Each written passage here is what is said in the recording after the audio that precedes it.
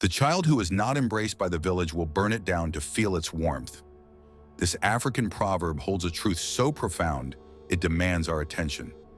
Picture a child growing up in a world where their cries echo unheard, where no gaze meets theirs with kindness, where their triumphs are met with silence and their pain brushed aside as trivial. Now envision that child maturing into an adult, bearing invisible scars. Scars that mold their thoughts, their capacity to love, and their sense of self. What if I told you that childhood neglect is one of the most devastating yet overlooked experiences a person can face? What if I revealed that its impact doesn't simply vanish with time, but becomes woven into the very core of who we are? And what if I shared that the final truth in this video is the most transformative of all, one that could forever alter how you see yourself and those around you? Neglect is invisible, but its consequences are undeniable. Unlike physical abuse, which leaves bruises and scars on the body, neglect leaves marks on the mind and soul. It is not just about a child being left alone. It is about emotional absence, the quiet message that their needs do not matter. While some children grow up in homes filled with overt violence or cruelty, others endure a more subtle form of suffering, the pain of being unseen, unheard, and emotionally abandoned. And the worst part, many people who experience neglect as children do not even realize that what they went through was damaging. They assume that because they were not hit, they were not harmed. But research tells us otherwise. Developmental psychology has long studied the effects of emotional neglect, and the findings are disturbing. Neuroscientist Bruce Perry, an expert in childhood trauma, has shown that a child's brain adapts to its environment. If a child receives love, stability, and attention, their brain develops in a way that fosters security and confidence. But if they grow up in an unpredictable or emotionally barren environment, their brain adjusts for survival. Their stress response system becomes hyperactive, flooding their body with cortisol, the hormone responsible for the fight or flight reaction. Over time, this constant exposure to stress changes the brain, making it more difficult to regulate emotions, trust others, and feel safe in the world. But it is not just the brain that suffers. Neglect affects the way a person connects with others for the rest of their life. Psychologist John Bowlby, the father of attachment theory, discovered that children who do not receive consistent emotional support develop insecure attachment patterns. Some become anxiously attached, constantly seeking reassurance and afraid of being abandoned. Others develop avoidant attachment, convincing themselves that they do not need anyone, suppressing their emotions to protect themselves from further disappointment. And then there are those who develop disorganized attachment, a painful combination of longing and fear that makes relationships chaotic and unpredictable. Think about this for a moment. How many people do you know who struggle with relationships, who push people away even when they crave love, or who seem unable to trust others no matter how much reassurance they receive? How often do we judge people for being too needy or too distant without asking what happened to them? What if their behavior is not a choice, but a deeply ingrained response to a childhood where their emotional needs were ignored? The effects of neglect do not stop at relationships. They extend into every aspect of life. Studies have found that children who experience neglect are at higher risk for mental health disorders such as depression, anxiety, and even personality disorders. Many develop chronic self-doubt, struggling to believe they are worthy of love or success. Some turn to self-destructive behaviors, substance abuse, reckless decision-making, or even criminal activity. Not because they are inherently bad, but because they are trying to fill an emotional void left by years of neglect. When someone has never been given warmth, they may seek it in dangerous places. And yet, despite all of this, childhood neglect is one of the least talked about forms of childhood adversity. Society recognizes and condemns physical abuse, but it often dismisses emotional neglect as something minor or insignificant. We see adults who struggle with their emotions, who sabotage their relationships, who battle addiction, and we label them as weak or irresponsible, but we rarely stop to ask what happened to them. We rarely consider that these behaviors may be symptoms of wounds inflicted long before they had the ability to understand what was happening to them. But what if there was a way to break this cycle? What if recognizing the effects of childhood neglect could be the first step toward healing? And what if the most important revelation of all, the one I will share at the end of this video, could offer hope to those who have suffered in silence for far too long? Stay with me because the truth I'm about to reveal next might just change everything. Neglect does not just shape the emotional landscape of an individual. It alters their very perception of reality. A child who grows up without emotional validation learns to distrust their own feelings. They internalize the idea that their emotions are unimportant, that their needs are a burden, and that seeking comfort or connection will lead to disappointment. Over time, this belief system becomes a core part of who they are, affecting every aspect of their life. Imagine a child who falls and scrapes their knee. A loving caregiver rushes to comfort them, offering reassurance and tending to the wound. This small act does more than soothe the pain. It teaches the child that their distress matters, that help is available, and that they are not alone. Now imagine another child who experiences the same injury but receives no comfort, no acknowledgement, no validation of their pain. That child learns a different lesson, that their suffering is invisible, that they must endure pain alone, and that reaching out for help is pointless. This lesson extends beyond childhood. Adults who experienced emotional neglect often struggle to recognize and express their feelings. They may feel numb, disconnected, or unable to identify what they truly want in life. They may downplay their own suffering, dismissing their emotions as not that bad, or comparing their experiences to others who had it worse. This is one of the most insidious effects of neglect. It convinces its victims that they are overreacting, that their pain is insignificant, and that they should simply get over it. But neuroscience tells us that the brain does not simply get over prolonged emotional neglect. The prefrontal cortex, the part of the brain responsible for decision-making and emotional regulation, develops differently in neglected children. The amygdala, the brain's fear center, becomes hyperactive, making these individuals more prone to anxiety, panic, and emotional overwhelm. When a neglected child grows up, they may struggle with a constant sense of unease, as if waiting for something bad to happen, even in moments of safety and calm. And the effects do not stop there. Studies have shown that neglected children are more likely to struggle with self-worth, often feeling undeserving of love, success, or happiness. They may develop perfectionistic tendencies, believing that if they just work hard enough, if they achieve enough, they will finally be seen, finally be valued. Others go in the opposite direction, avoiding challenges altogether, convinced that failure is inevitable. This is because neglect instills a deep, subconscious belief: I am not enough. This belief plays out in their relationships as well. Many adults who experience childhood neglect struggle with setting boundaries. Some become people pleasers, desperate for approval, afraid that asserting their needs will drive others away.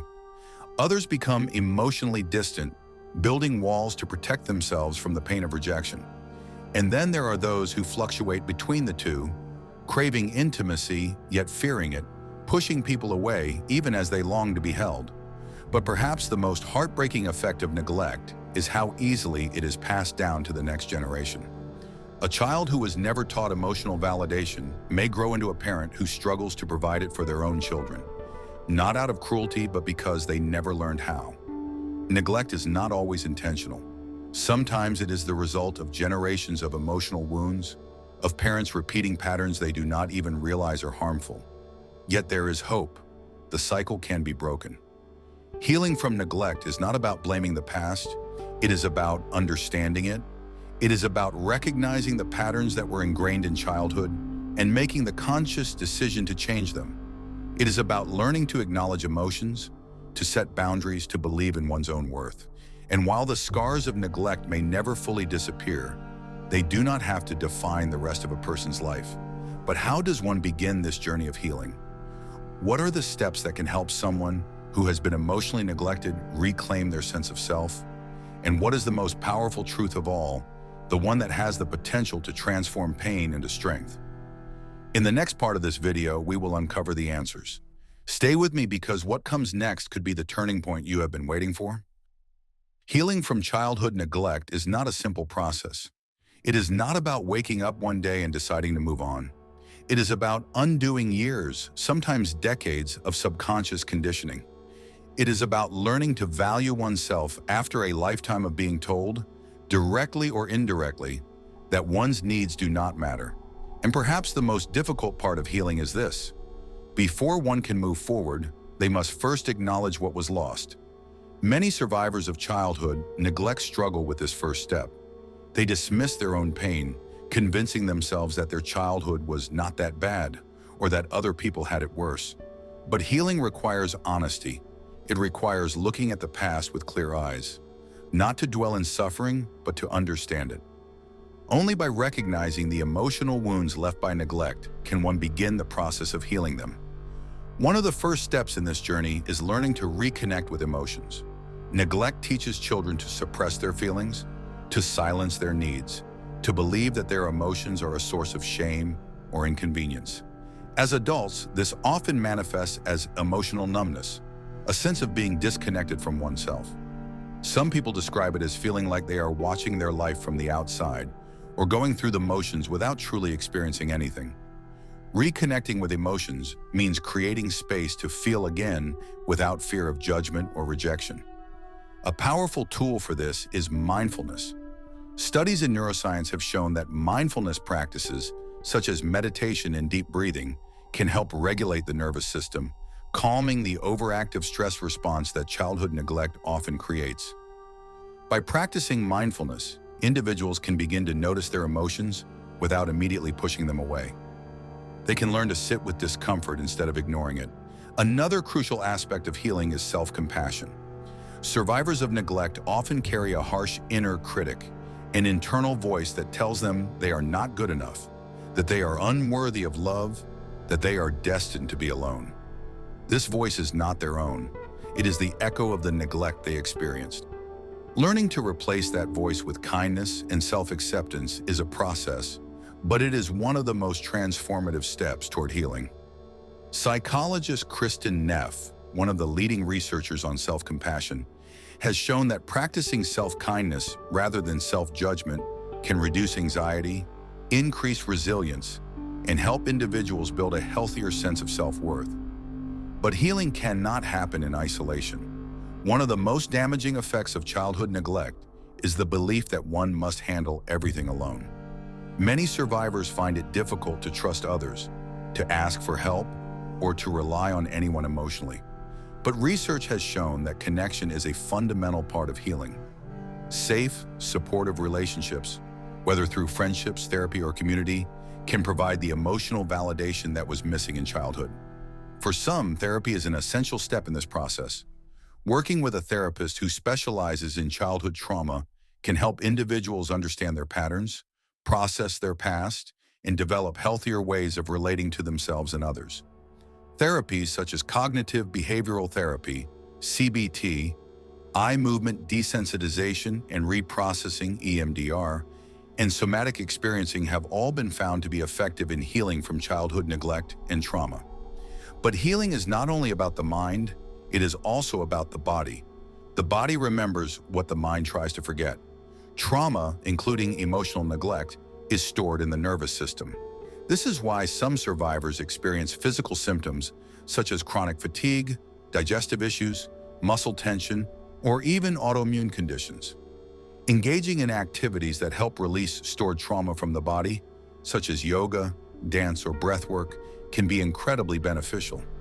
Still, the most profound aspect of healing is perhaps the hardest to accept. Survivors of childhood neglect must learn to reparent themselves. They must become the source of love, validation, and care that they did not receive as children. This means creating a safe internal environment, one where they no longer criticize themselves for feeling hurt, where they allow themselves to set boundaries, where they learn that their needs are valid. But what if I told you that there is something even more powerful, that the most transformative realization of all is still ahead? What if the very thing that once caused pain could become the key to a new kind of strength? Stay with me, because we will uncover the ultimate truth about healing from childhood neglect. A truth that has the power to change everything. The most powerful truth about healing from childhood neglect is this: the pain you endure does not have to define you. The wounds of your past may have shaped you, but they do not have to control your future. In fact, the very struggles that once held you back can become the foundation of your greatest strength. Many survivors of neglect carry a deep sense of shame, believing that their suffering is a sign of weakness. But what if the opposite were true? What if surviving neglect is not a mark of deficiency but proof of resilience? The fact that you are here, seeking to understand, to heal, to grow, that is evidence of something extraordinary. It means that despite everything, a part of you never gave up. A part of you still believes in the possibility of something better. And that part of you is powerful beyond measure. Psychologist Viktor Frankl, a Holocaust survivor and author of Man's Search for Meaning, once wrote, "When we are no longer able to change a situation, we are challenged to change ourselves." You may not be able to change the past, but you have the power to change the way it shapes your future. Healing does not mean erasing what happened, it means transforming it. It means taking the pain that was once a source of suffering and turning it into a source of wisdom, compassion, and strength. One of the most profound ways to do this is through purpose. Studies in psychology have shown that individuals who find meaning in their suffering are more likely to experience post-traumatic growth, a phenomenon where adversity leads to profound personal transformation. This does not mean that suffering is necessary for growth, but it does mean that growth is possible even in the aftermath of suffering. Many people who experience childhood neglect go on to become healers, teachers, mentors, and advocates. They take the love they never received and use it to uplift others. They become the person they once needed. But here is where the real transformation happens. When you heal, you do not just heal for yourself. You break a cycle that may have existed for generations. You become the person who provides warmth, understanding, and validation to others, whether to your own children, to friends, or even to strangers who need kindness. The power of your healing extends far beyond you. Think about that for a moment. Every act of self-compassion, every boundary you set, every time you choose to acknowledge your emotions instead of suppressing them, you are rewriting the script of your life. You are proving that neglect does not have the final say. And if you are still wondering whether healing is possible for you, let me remind you of this. The fact that you are here, listening, absorbing, and reflecting is already proof that the journey has begun. Healing is not about reaching a perfect state where you never struggle again. It is about choosing, day after day, to treat yourself with the kindness and care you deserved all along. So the final and most powerful truth is this: you are not broken. You are becoming, and your story is far from over. If this video resonated with you, share your thoughts in the comments. Your words might be exactly what someone else needs to hear today. And remember, you are worthy of love, healing, and a future filled with hope. Thanks for listening.